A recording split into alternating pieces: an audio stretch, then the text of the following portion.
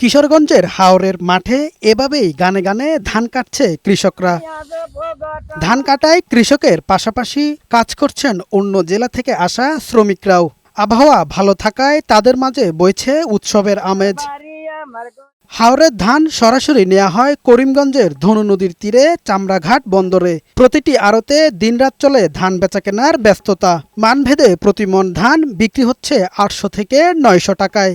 ধানের প্রত্যাশিত দাম পেয়ে খুশি কৃষকরা। এখান থেকে মাল কিনতে বা মাল আমদানি হয় বেশি, এরপরে মাল কিনতেও সহজ। উপকূলীয় জেলা বাগেরহাটের শরণখোলার লবণাক্ততা প্রবণ এলাকায় অনাবাদি পড়ে থাকা অনেক জমিতে কৃষি বিভাগের প্রণোদনা ও পরামর্শে এবছর বোরো ধানের চাষ হয়েছে।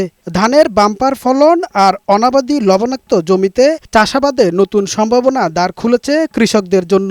আমরা কৃষি বিভাগের পক্ষ থেকে পরামর্শ দিয়ে বোরো ধানের আবাদ বাড়াইছি। এদিকে মৌলভীবাজারে মাঠে মাঠে চলছে ধান কাটার উৎসব। ধানের বাম্পার ফলনে খুশি কৃষকরা। তবে ফলন ভালো হলেও ধানের বাজার নিয়ে হতাশ তারা।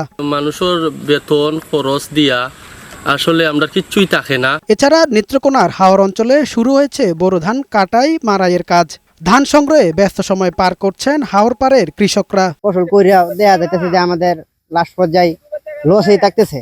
জেলার 1,85,460 হেক্টর জমিতে এবার বোরো ধানের আবাদ করা হয়েছে। উৎপাদন লক্ষ্যমাত্রা ধরা হয়েছে 12,04,100 মেট্রিক টন চাল। কামাল উদ্দিন, বৈশাখী সংবাদ।